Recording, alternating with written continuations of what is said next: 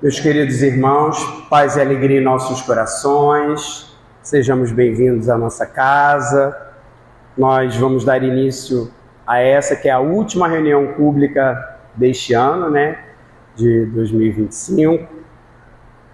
E para a nossa ambientação, antes da prece inicial, nós vamos colocar o vídeo da música Há 2000 anos, de Eduardo Barreto. Em seguida faremos a prece.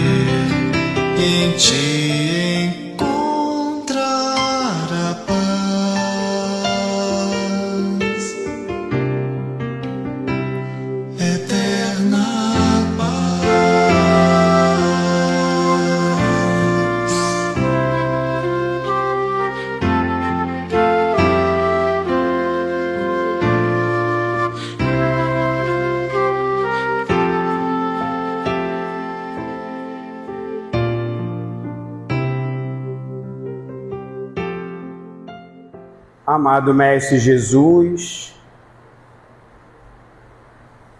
personificação maior do amor divino, amor de nossas vidas, ainda no clima do Teu Natal, Senhor, que sabemos deve ser permanente. Aqui nos encontramos, mais uma vez reunidos em Teu nome, para nos debruçarmos sobre as lições benditas, maravilhosas, que a doutrina espírita nos oferece. Que nós possamos, Senhor, sentir a Tua presença, luminosa, amiga, amorosa, no decorrer de toda a nossa reunião, que tenhamos mentes e corações abertos às lições da noite de hoje, e que o nosso irmão responsável pelo estudo possa servir de fiel intérprete da tua mensagem, falando aos nossos corações aquilo que necessitamos de ouvir. Abençoe a todos nós, encarnados e desencarnados, e se conosco, Senhor, agora e sempre. Que assim seja. Bem, meus irmãos, agora nós vamos ter a divulgação da obra espírita. E nós queremos trazer como sugestão de leitura este livro, Tempo de Renovação, de Juvanir Borges de Souza, editado pela FEB, a Federação Espírita Brasileira, que é a nossa federativa aqui nacional, né, do nosso país. E, para quem não sabe, o Juvanir Borges ele foi presidente da FEB, né, por um período. E nesse livro, nessa obra, ele traz diversos textos que, na verdade, são artigos que foram publicados na revista Reformador, que é a revista da FEB, né, ao longo de bastante tempo. Então, é uma coletânea de alguns dos muitos artigos, né, que ele escreveu, e cujo objetivo é nos ajudar, né, a despertar cada vez mais, iluminar a nossa consciência espírita, cristã, justamente nesses tempos de transição planetária, né, de mundo de provas e expiações para a regeneração, entendendo que é um tempo, um momento de renovação. E como nós podemos colaborar nessa obra de regeneração da humanidade. Então, através dos textos, ele vai nos dar subsídios sobre isso. E nós temos um total de 45 capítulos, e a gente quer destacar alguns capítulos, só para dar um gostinho, alguns títulos, né? A Paz de Jesus, Tempo de Transição, Conhecimento e Responsabilidade, Imortalidade, Nosso Ideal, Caráter da Revelação Espírita, Autoeducação, Poder e Significações da Fé, Ideal e Fé, Solidariedade, Forças Espirituais, O Bem e o Mal, Sofrimento e Compreensão, Períodos de Transição, Concórdia e Vigilância, Conhecimento e Prática do Espiritismo, A Força do Espiritismo, A Influência do Espiritismo, Progresso Moral, Tecnologia do Comportamento, Liberdade de Expressão, Civilização e Progresso, Tempos Modernos, Redenção, Meias Verdades, O Interesse Pessoal, O Reino de Deus, O Sermão do Monte, Pensar e Agir, e fechando o livro, o último capítulo, Jesus Cristo.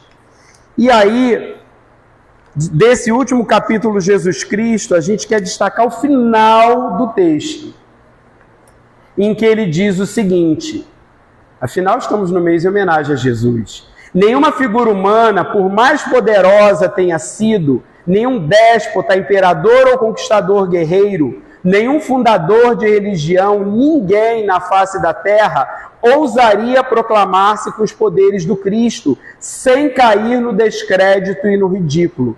Com Cristo, porém, a consciência cristã, a consciência espírita, aceita com toda naturalidade suas afirmativas, por sabê-las verdadeiras, sem nenhum conteúdo de ostentação ou de falta de modéstia. Pelo contrário, todas as suas afirmações, todos os seus ensinos são expressões de uma realidade que, cedo ou tarde, cada um de nós descobre. Então, fica aí a sugestão, Tempos de Renovação, Juvanir Borges de Souza. Bem, meus irmãos, e agora nós vamos para o momento principal da nossa reunião, que é a nossa palestra, nosso estudo. Estamos recebendo com muita alegria nosso irmão e amigo, Rafael Câmara, que é trabalhador lá da Ordem Espírita de Sicília, que fica situada à rua Doutor Augusto Figueiredo, 2019, Senador Camará. E nós estamos encerrando o mês espírita em homenagem a Jesus e hoje o tema será o incrível poder do amor. Vibremos com o nosso irmão. Boa noite a todos e a todas, queridos irmãos e irmãs. É com muita alegria que a gente aceitou o convite para participar dessa atividade, desse momento especial de homenagem ao nosso guia e modelo Jesus. Falar sobre o poder incrível do amor é algo que nos inspira e faz com que a gente consiga, superar diversos obstáculos e encarar a vida de uma maneira muito mais tranquila, muito mais harmoniosa. A gente vai conversar sobre essa palavra e a gente vai entender que ela é capaz realmente de mover, de nos transformar, de nos renovar os ideais e fazer com que a gente tenha um encontro conosco mesmos. Desde já eu trago o abraço da Ordem Espírita de Sicília, que é a minha casa espírita do coração, e agradeço muito por a gente poder fazer essas pontes de contato, em que a gente estreita os laços entre companheiros de ideal cristão. Eu lembro da nossa companheira Andréa Emília, que ela sempre ressalta isso, que fazer laços de amizade é muito benéfico, é muito positivo, e esses laços se tornam ainda melhores quando são feitos a partir dos ideais de Jesus. E aí fica a pergunta na nossa cabeça: o que é exatamente amor? Sem responder de maneira contundente, de maneira completa essa palavra, o significado dessa palavra, a gente vai trazer aqui alguns insights para que a gente possa sair daqui um pouquinho mais leve, reflexivo e entendendo um pouquinho mais o que é o amor. A gente lembra, por exemplo, de algumas pequenas histórias que a gente leu, que a gente encontra nas redes sociais, mas também que a gente leu numa obra que não é espírita, chamada Histórias para Aquecer o Coração. E lá tem uma pesquisa que foi feita com crianças ainda de educação infantil e ensino fundamental 1, em que os pesquisadores perguntavam a essas crianças o que era o amor. E algumas das respostas a gente destaca aqui. Por exemplo, uma menina respondeu que a avó dela tinha reumatismo e vários problemas na coluna. E ela gostava muito de pintar as unhas, tanto das mãos quanto dos pés. E aí o avô dela gentilmente se curvava, sentava no chão e com toda delicadeza pintava as unhas dos pés da sua esposa. O problema é que ele também tinha problemas na coluna. Então, ele abdicava um pouco de si mesmo, doava a si mesmo para poder auxiliar a sua esposa a se sentir um pouco melhor, um pouco mais bonita. A gente lembra também de uma historinha que foi contada por um menino, em que ele diz que o amor é simplesmente isso. Quando ele está na hora do recreio e algum amigo vem e dá para ele um pouco de batatas, sem esperar em troca uma barra de chocolate ou um doce de leite. Ou, por exemplo, quando o menino disse que ele esqueceu o cachorrinho dele preso na coleira no sol quente. E aí, passadas algumas horas, ele, muito triste quando percebeu aquilo, foi correndo salvar o pobre cachorrinho. E o que aconteceu é que, quando ele libertou o cachorrinho, ele veio todo feliz lamber o rosto dele. Segundo as crianças, isso representa o amor. Bom, a gente consegue encontrar algumas definições que são respaldadas pelos grandes filósofos ou pelos neurocientistas, e a gente percebe que todas elas têm a sua razão de ser mas são incompletas. Porque esse sentimento, ele é o mais importante que existe para nós enquanto seres humanos. E é por isso que ele é muito difícil de ser definido. A gente confunde muitas vezes esse sentimento com outros que são similares, mas são ensaios, são derivações incompletas do que seria o amor verdadeiro.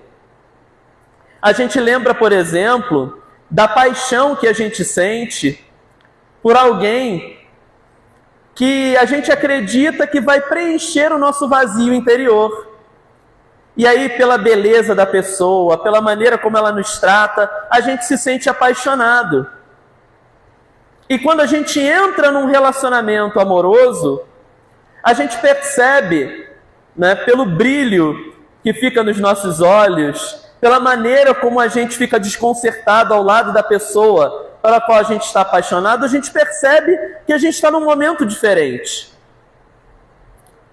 O interessante é que a ciência diz que essa paixão, ela dura cerca de 6 meses a 2 anos. Sabe o que isso significa? Significa que a gente fica deslumbrado com as pessoas. A gente fica deslumbrado devido a esse despertar, essa sensação que é a paixão. No entanto, o amor, ele é construído ao longo do tempo. Ele é construído através do entrelaçamento das pessoas. Então a paixão, ou ela acaba, e aí o relacionamento acaba junto, ou essa paixão vai se transformando aos poucos, depois desses 6 meses a 2 anos, em amor. Porque a gente começa a perceber os defeitos da pessoa que está ao nosso lado, a gente começa a encontrar a toalha molhada na cama, a gente começa a perceber que o cesto de roupa está ali acumulando muitas roupas, a gente percebe que tem uma pilha de louça para lavar, e aí a gente precisa escolher. Será que a gente está ali disposto a enfrentar essas dificuldades juntos? Ou será que nós estamos percebendo que, na verdade, a paixão já está indo embora? Então a gente confunde as coisas. Do ponto de vista da neurociência, né, a gente pode dizer que esse estado de paixão, ele é um estado, me perdoem a expressão, é uma expressão dos cientistas. É um estado de demência temporária, sabe? Exatamente porque a gente fica deslumbrado. Então, depois de um tempo, os nossos níveis de dopamina, serotonina, eles se estabilizam. Então, o que vai restar? Como eu disse, ou a paixão vai embora, ou o amor, ele acaba se instaurando com a consciência e com o entrelaçamento das pessoas. Com isso, o que eu quero dizer? Tanto no relacionamento amoroso, quanto nos laços de amizade, quanto nas relações de trabalho, ou no que a gente deposita o nosso coração, né, em determinadas ideias e ideais, isso exige trabalho. O amor, ele é trabalhoso. O amor, ele vai se tornando cada vez mais uma escolha, porque ele exige esforço, exige presença, exige escuta, exige se colocar no lugar do outro. Algo que parece muito difícil, mas com o treinamento certo, com a busca por deixar o amor adentrar o nosso coração, a gente vai conseguindo se colocar cada vez mais no lugar do outro. Então, esses hormônios associados ao amor, né, embora eles não sejam os únicos, eles vão sendo despertados novamente. Então, eles vão agindo no nosso sistema de recompensa e eles vão estimulando a liberação dessa dopamina, dessa ocitocina. Então, conforme o tempo vai passando depois desse período de paixão, né? Conforme o tempo vai passando, a gente vai despertando essas substâncias que causam uma sensação de prazer e relaxamento na gente. De novo, não porque agora a gente está deslumbrado com o outro, com a outra pessoa, mas porque agora a gente a conhece profundamente e a aceita do jeito que ela é. A auxilia, obviamente, a corrigir algumas falhas que ela possui, assim como ela também nos auxilia a corrigir as nossas falhas. E reparem, esse sentimento, como eu falei, ele não precisa envolver um relacionamento amoroso. Um amigo, uma amiga muito querida é capaz de despertar o mesmo sentimento. Muito importante dizer que nós somos seres sociais. Ou seja, a gente precisa se relacionar com as outras pessoas. A gente precisa estar em contato com os outros. A gente precisa dessa sensação de pertencimento. Logo, é muito difícil que alguém desenvolva o amor ou alguém consiga conquistar a si mesmo, conhecer profundamente a si, sem estar relacionando-se com os outros. A gente lembra, por exemplo, do primeiro sinal de civilização da história da humanidade. Sei que vocês já ouviram falar muitas vezes que a descoberta do fogo, por exemplo, foi uma coisa maravilhosa e isso mostrava que o ser humano estava em outro patamar de evolução. Ou talvez com a invenção da roda, o que permitiu que a gente construísse outros instrumentos, outras tecnologias que facilitassem a nossa vida, isso significava que nós estávamos em um processo civilizatório. Mas não é isso que boa parte dos antropólogos tem como consenso. Uma antropóloga muito famosa chamada Margaret Mead, ela coloca o seguinte, que o primeiro sinal de civilização que nós temos foi a descoberta de um fóssil, né, de um ancestral nosso, que teve o fêmur quebrado.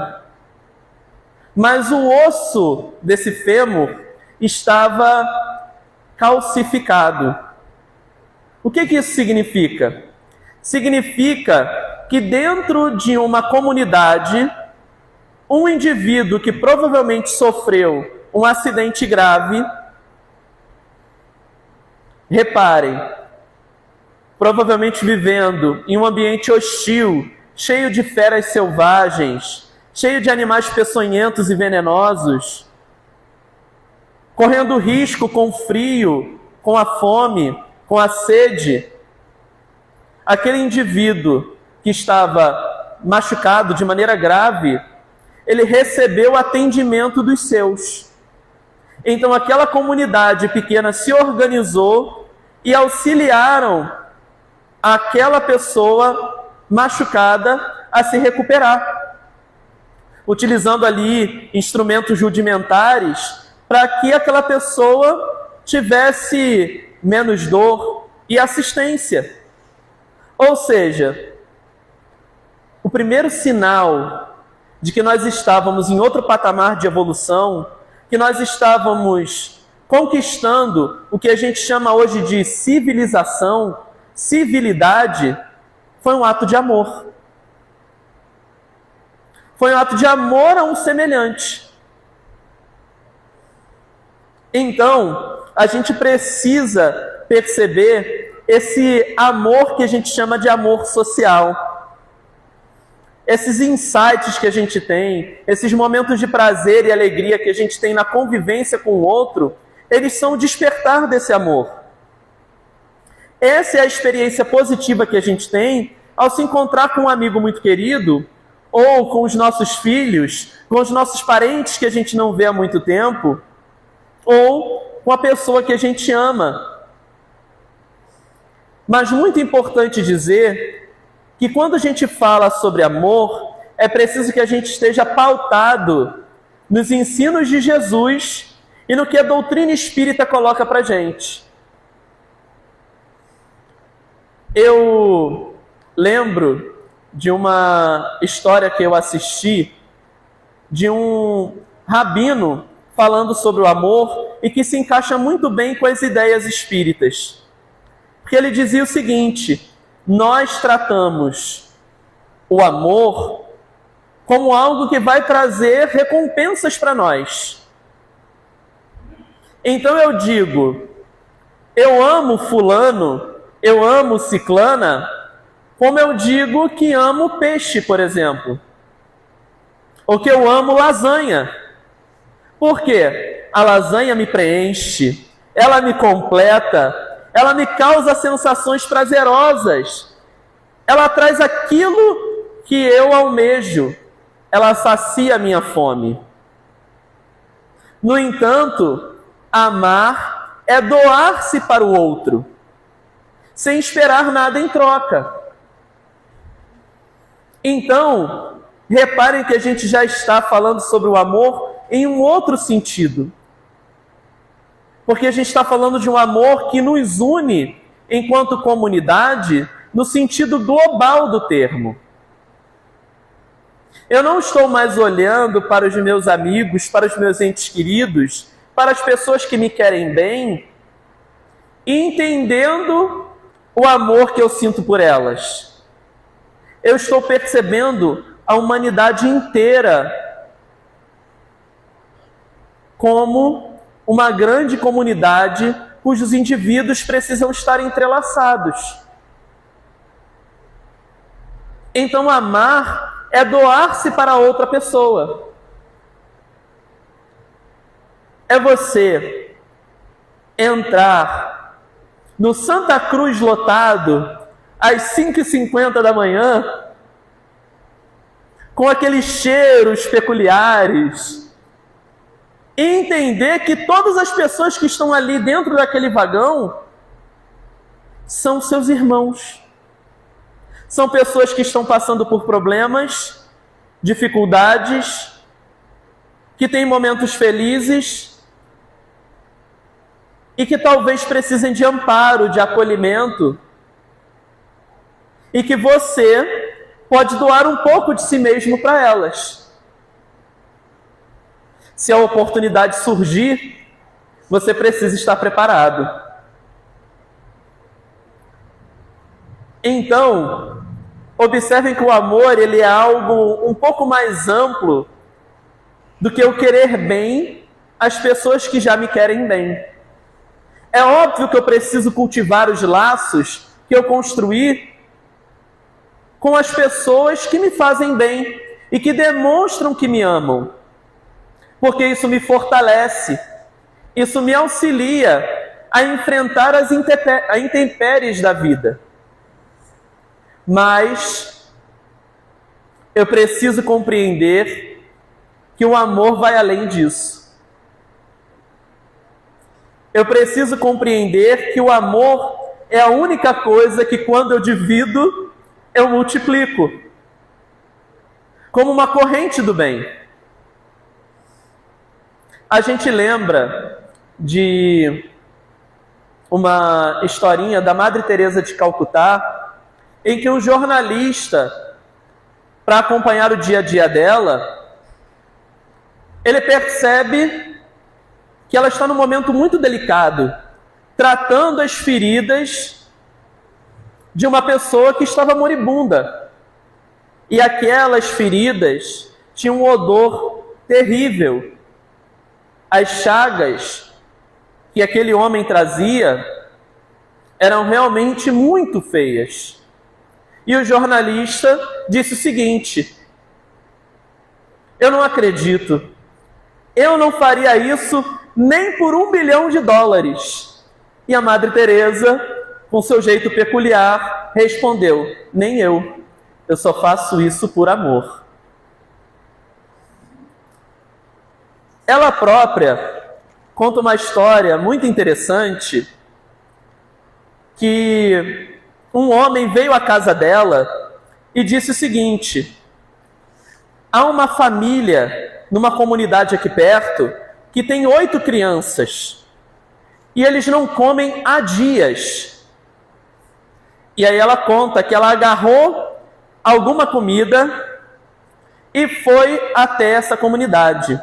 Quando ela chegou, ela viu o rosto das crianças desfiguradas pela fome.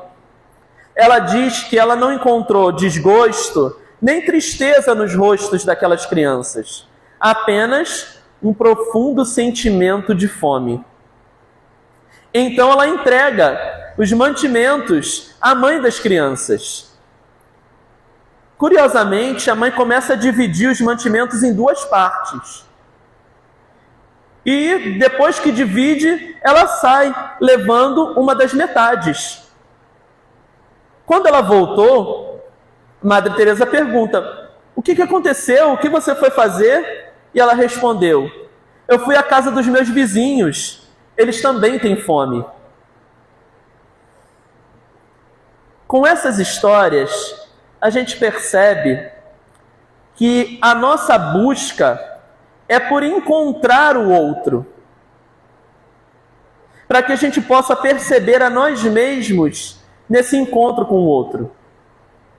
Quando Jesus fala para nós que é necessário que a gente ame ao próximo como a nós mesmos, às vezes a gente para e tenta analisar isso e dividir em partes, né? Não, primeiro eu preciso amar o outro para depois amar a mim mesmo. Não. Isso aí vai dar problema. Porque se eu tentar amar o outro sem entender como é que eu me amo, eu posso acabar cometendo erros com o outro. Então eu preciso amar a mim mesmo primeiro. Não, mas espera aí. Se eu buscar apenas o amor próprio, eu vou estar sendo egoísta. E aí depois eu vou buscar o outro? Não. O que eu preciso fazer é um movimento duplo. Enquanto eu vou experienciando o amor com os meus semelhantes, eu vou entendendo, a partir dos erros que eu cometo, a partir dos erros que os irmãos cometem comigo, é que eu vou entender os meus limites, as minhas limitações e as limitações dos meus semelhantes. E assim eu vou construindo aos poucos esse amor que é um ensaio para o amor divino, que é um ensaio para o amor que Deus deseja que nós tenhamos. É isso que a gente encontra nessas pequenas histórias. O que Madre Teresa está perseguindo dentro dessas pequenas histórias é o amor que Jesus ensinou. Ela aprende a amar a si mesma, ao mesmo tempo em que ela está demonstrando o amor pelos semelhantes.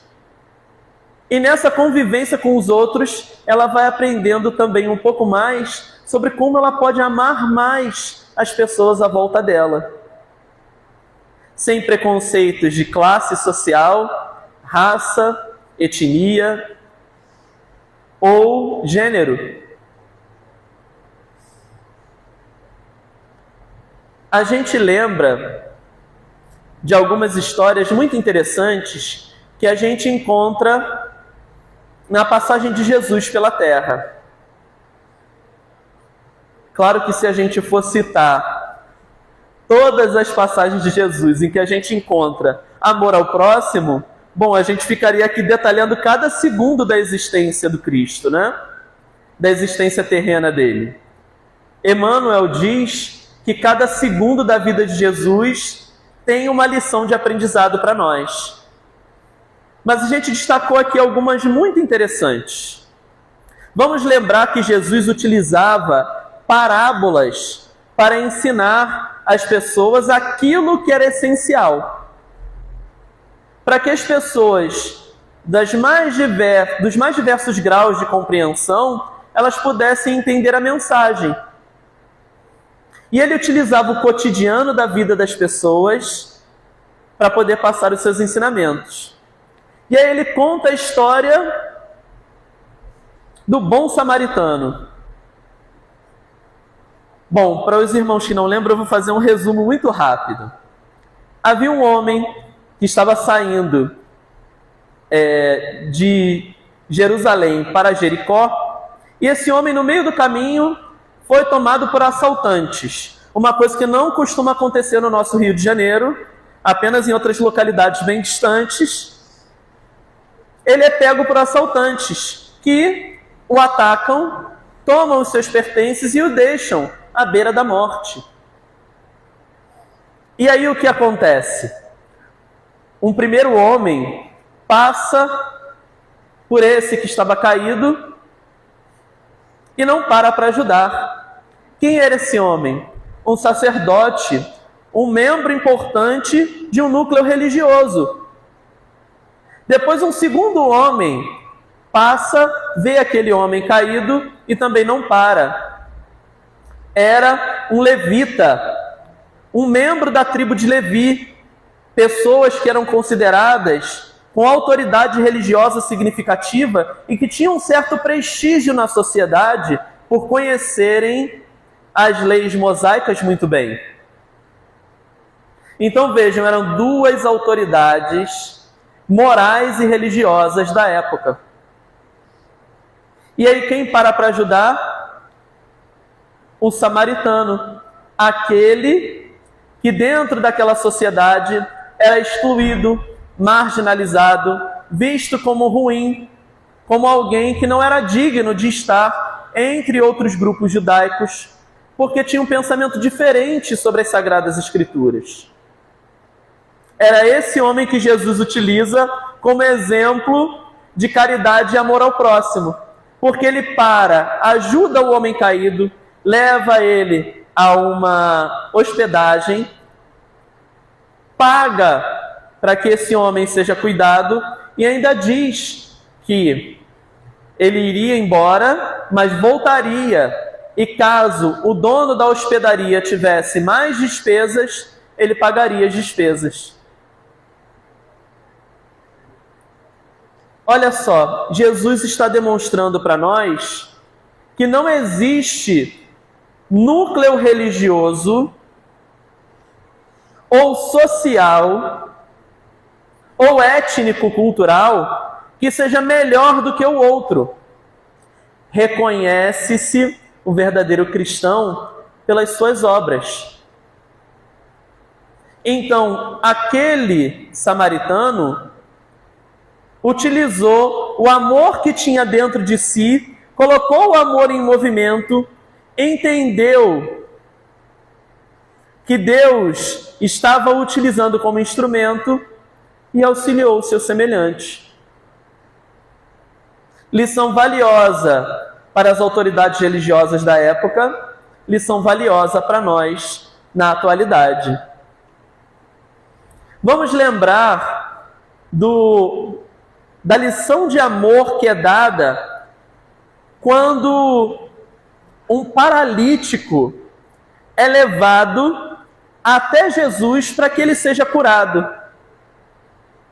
Caso a gente não lembre exatamente dessa história, mas esse paralítico, ele passou pelo telhado de uma casa.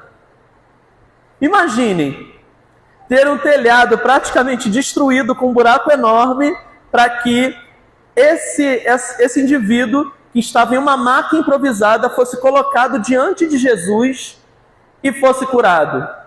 Quem fez isso com esse paralítico?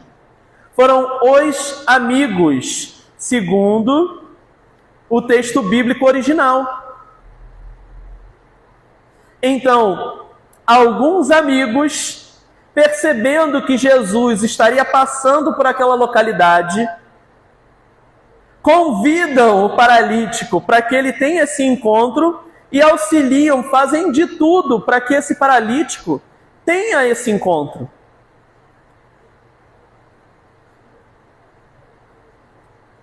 Está aí um exemplo significativo de amor que os nossos amigos são capazes de dar para nós.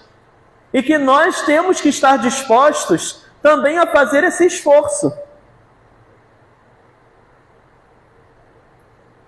É preciso que a gente pense se a gente vai ter essa capacidade, se a gente vai colocar esse nosso amor em ação para que alguém muito querido de nós tenha esse encontro com Jesus. O quanto nós estamos dispostos a doar para auxiliar as pessoas à nossa volta. Tem uma historinha muito interessante que ela é contada por Humberto de Campos no livro Cartas e Crônicas. Em resumo, ela fala o seguinte, que Jesus, retido por seus deveres, junto à multidão em Cafarnaum, ele fala para Simão Pedro: vai, Pedro, eu te peço, vá à casa de Jeremias, o curtidor, para ajudar sua filha Sara, que prostrada no leito, tem a cabeça conturbada e o corpo abatido. Ora ao lado dela, e ao Pai, a quem rogamos apoio, socorrerá a doente por tuas mãos. Então, olha só, Jesus, que estava cercado por uma multidão de pessoas que necessitavam de auxílio material e espiritual, envia Pedro como seu emissário para ir à casa de Jeremias. Claro, a filha de Jeremias, estando muito doente. Então, Pedro, recebendo essa missão maravilhosa do próprio Jesus, vai entusiasmado na manhã seguinte à casa de Jeremias. Ao entardecer, ele retorna com a fisionomia abatida, dizendo: ah, mestre, todo esforço em vão. Como assim? Perguntou-lhe Jesus. A casa de Jeremias é um antro de perdição. A começar por ele, que encontrei embriagando-se com jovem serva. Seu filho mais velho, Zoar, enfurecido por ter perdido dinheiro no jogo, também não soube dizer onde estava a irmã doente. A dona da casa só me mostrou o quarto após espancar uma criança esquelética, por supor que ela lhe havia roubado um figo. E no caminho passei por José, o filho caçula, que roubava joias de um cofre. Ah, mestre, que desilusão! Não duvido que se trate de uma doente, mas não parou de articular gestos indecorosos e de pronunciar frases indignas. Não aguentei mais e fugi horrorizado. Senhor, procurei cumprir os teus desejos. Seria justo pronunciar o nome de Deus ali, entre vícios e deboches, avareza e obscenidades? Jesus fixou em Pedro o olhar e falou: Pedro, eu conheço Jeremias, sua esposa e seus filhos há muito tempo. Quando te pedi para ir à casa dele, apenas te pedi para auxiliar. Essa é uma mensagem poderosa sobre o julgamento que a gente faz sobre as pessoas, que muitas vezes precisam de amparo, de acolhimento, mas devido ao nosso julgamento, a gente se coloca como obstáculo para essa assistência. Quantas vezes eu já ouvi companheiros falando, sem razão de ser, que não doariam dinheiro para determinado pedinte porque provavelmente ele usaria para poder consumir drogas, ou usaria para algum meio ilícito.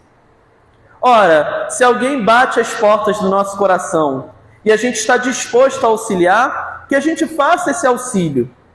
Que a responsabilidade sobre o que o indivíduo vai fazer com aquilo que é doado seja dele.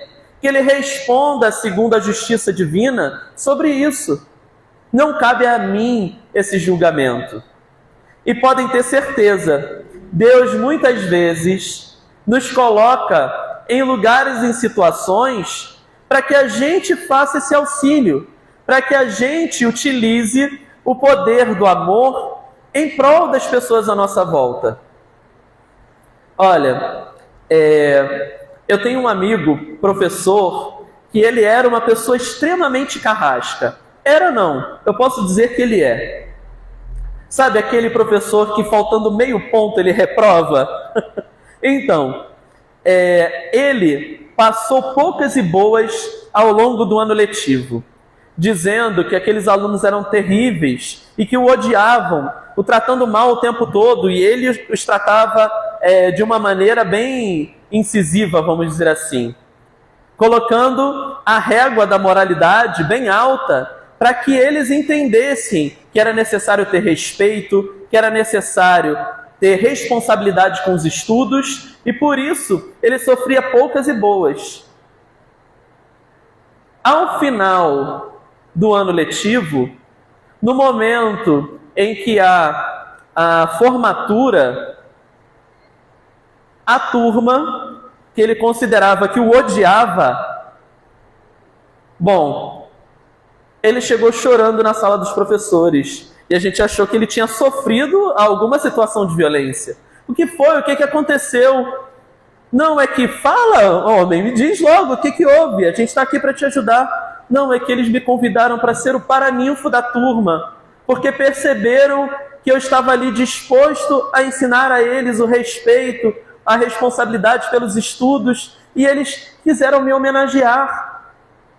Ele era o professor certo para aquela turma. Ele era o professor adequado que havia ensinado a eles o que era necessário para que eles pudessem crescer, e eles reconheceram isso.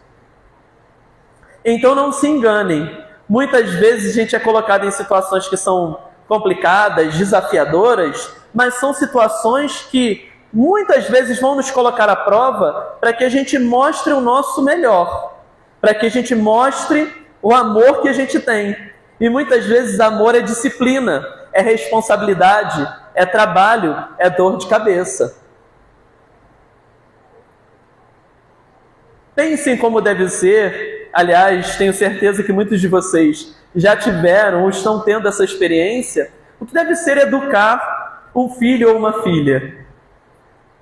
Quantas situações absurdas e complicadas a gente não passa por ser pai ou mãe? E esse amor, ele é construído, esse entrelaçamento é construído ao longo de muito tempo. Bom, se a gente tiver um olhar mais amplo, a gente vai conseguir perceber que cada criança ou jovem, cada adulto ou idoso, é parte da nossa família também. Aqueles que se encontram desamparados, esquecidos pelas autoridades políticas, aqueles que se encontram encarcerados, aquelas pessoas que estão perdidas, afundadas na criminalidade, eles também são nossos irmãos e nossas irmãs. Também precisam de amparo, de auxílio e de amor. Então, o que a gente precisa fazer é exercitar o amor continuamente, no lugar onde nós estamos, com as pessoas com as quais convivemos.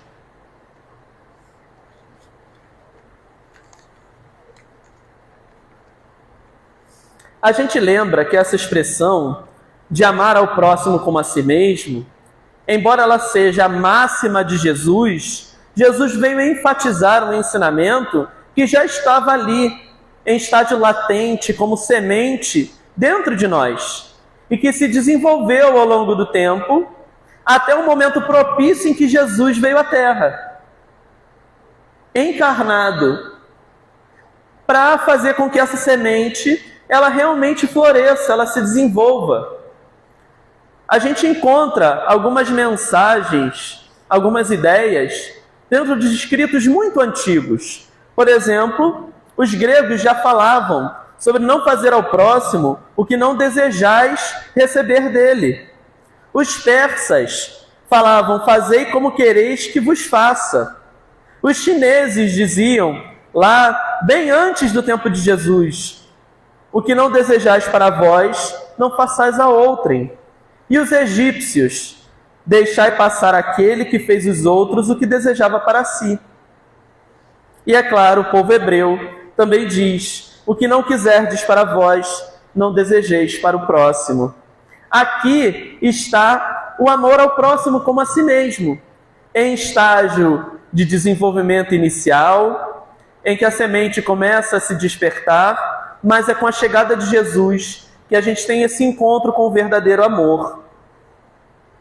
Então, profetas, administradores, juízes, filósofos, eles procederam como instrumentos mais ou menos identificados com a inspiração dos planos mais altos da vida.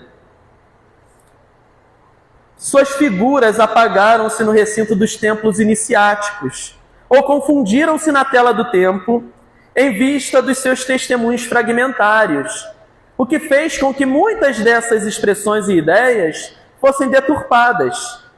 Com Jesus, essa regra áurea, ela se coloca como novidade divina, porque Jesus não só a colocou como ideia, ele a exemplificou, ele a ensinou ali no cotidiano, não com virtudes parciais, mas como exemplo de trabalho, de dedicação, abnegação e amor a todas as pessoas à sua volta. Imaginem como deve ter sido trabalhoso para Jesus conviver com uma pessoa turrona e orgulhosa. Perdão, querido, mas como Pedro, uma pessoa turrona, orgulhosa, difícil de lidar, cabeça dura. Imagine como deve ter sido difícil conviver com Mateus, que era um indivíduo que estava acostumado a viver na opulência, que embora entristecido por não ter o amor verdadeiro ao seu lado, encontrava na riqueza uma maneira de se considerar superior aos demais e se confortava com essa riqueza. Imagine como deve ter sido conviver com Judas, um agitador político que tinha a palavra, a palavra, vamos dizer assim, como qualidade para convencer os demais e que tinha a lábia como sua principal virtude. Então, Jesus exercitou o amor com essas pessoas, retirou delas, colocou à tona, para fora, todo o potencial delas e fez com que elas também fossem emissárias do amor. João, em um trechinho do Evangelho escrito por ele, ele coloca o seguinte: o que ama o seu irmão permanece na luz, e nele não há ocasião de queda. Mas o que odeia o seu irmão está na treva, caminha nas trevas e não sabe onde vai, porque as trevas cegaram os seus olhos. É muito importante a gente ter isso em mente. Quem tem o amor como perspectiva para a sua vida, vê a vida de uma maneira muito diferente do que aqueles que vivem alimentando o próprio egoísmo. Essas pessoas estão cegas. Elas não conseguem enxergar o que está à sua volta. Quem ama verdadeiramente consegue ter encontro com Deus, consegue enxergar a missão de Jesus e consegue observar aquilo que está na alma dos seus semelhantes, das pessoas com as quais convive. Kardec e a espiritualidade maior, lá na questão 938 do Livro dos Espíritos, no comentário, ele diz o seguinte: a natureza deu ao homem a necessidade de amar e ser amado. Ou seja, como dizem os filósofos e antropólogos, somos seres sociais, precisamos conviver e conviver bem com as pessoas. Um dos maiores prazeres que lhe são concedidos na Terra é o de encontrar corações que simpatizem com o seu. Dá-lhe ela, assim, as primícias da felicidade que lhe está reservada no mundo dos espíritos perfeitos, onde tudo é amor e benevolência. Esse prazer é recusado ao egoísta. Então, olha só que interessante. Ter um encontro com os nossos semelhantes, doar a nós mesmos pelos outros, é viver em um estado de êxtase, que a gente encontra momentaneamente, porque nós estamos aqui nesse estágio de evolução. Esse momento de êxtase, em que as substâncias do nosso organismo, os nossos hormônios, estão aflorados e causam felicidade. Esse momento de plenitude, ele vai ser alcançado quando nós observarmos a todos os nossos irmãos aqui na Terra e buscarmos amar a esses irmãos. Então, esses pequenos prazeres que a gente encontra no nosso cotidiano, eles são causados pelo amor que nós sentimos e praticamos. E esse amor em plenitude, ele vai ser alcançado um dia. Que a gente busque isso. Lá no Evangelho segundo o Espiritismo, tem um capítulo sobre a lei de amor, e que diz o seguinte: no seu ponto de partida, o homem só tem instintos. Mais avançado e corrompido, tem sensações. Mais instruído e purificado, tem sentimentos. E o amor é o requinte do sentimento. Não o amor no sentido vulgar do termo, mas esse sol interior que condensa e abarca a todas as revelações e todas as aspirações sobre-humanas. Vocês entendem isso? Todas as grandes revelações da história da humanidade, todos os avanços científicos da história da humanidade, que trouxeram benefícios para os outros, eles se iniciaram por conta do amor. Então, feliz aquele que ama, porque não enxerga os problemas do corpo e nem as da alma. Feliz aquele que ama incondicionalmente, porque seus pés são leves e ele vive como que transportado para fora de si mesmo. Essa é a mensagem que a gente vai encontrar no Evangelho. Quando Jesus pronunciou a palavra sublime, amor, os povos se sobressaltaram. E aqueles que colocaram o amor como bandeira, conseguiram ir resignados e felizes para o verdadeiro testemunho, sendo mortos por se considerarem cristãos. Essa palavra, amor, é a palavra pela qual vale a pena viver. É a palavra pela qual vale a pena morrer. É um ideal que está acima de todos nós. Está aí o poder incrível do amor. Ele é capaz de transformar a trajetória de toda a humanidade. Nós estamos nesse ensaio para alcançar esse amor sublime. Esse amor que Jesus nos ensinou, mas a gente ainda não foi capaz de compreender na sua totalidade. Que essa seja a nossa busca. Se a gente pode desejar algo para o ano de 2026 e para os próximos anos que virão, se a gente pode pedir algo a Deus, é que a gente peça que a gente tenha olhos de ver e ouvidos de ouvir, para enxergar o momento adequado em que a gente precisa amar, demonstrar o amor que nós temos. Assim, no encontro com o outro, a gente vai ser capaz de revelar a luz que nós temos interiormente. E aí a gente vai viver mesmo, transportado, fora de si mesmo, observando as coisas sob uma perspectiva muito mais ampla do que o egoísmo é capaz de suportar. Que a gente enxergue nas histórias que a gente encontra no cotidiano, nessas pequenas histórias contadas aqui, exemplos verdadeiros do quanto a gente é capaz de amar e do quanto a gente é capaz de doar em prol dos nossos semelhantes. O amor transforma todas as coisas para melhor. Acreditem nisso, tenham esperança, porque a gente vai alcançar um dia essa felicidade que Jesus coloca para nós. E a chave para essa felicidade está no amor. Obrigado pela oportunidade e que a gente, juntos, a gente possa fazer essa caminhada sublime até o abraço de Jesus.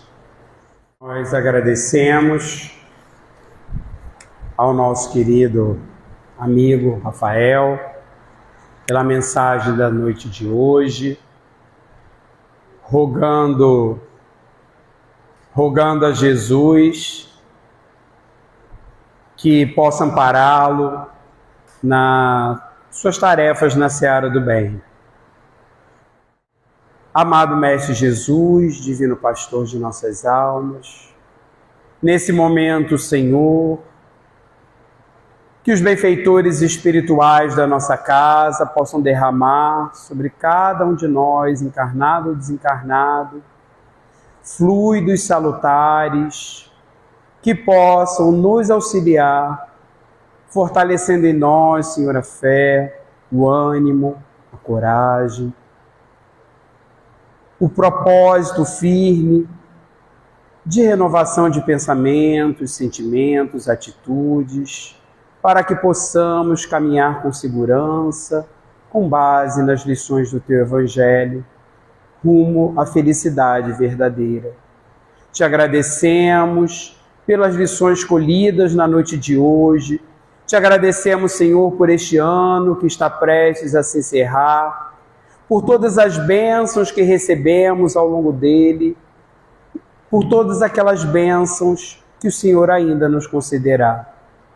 Se conosco, Jesus, permaneça conosco, nos sustentando, nos amparando no decorrer de todo este ano, que irá se iniciar em breve. Que assim seja. Graças a Ti, Senhor. Agradecemos a presença fraterna dos nossos irmãos e desejamos a todos um 2026 repleto de realizações no bem, renovação espiritual e progresso moral, porque somente assim teremos realmente um feliz ano novo. Muita paz.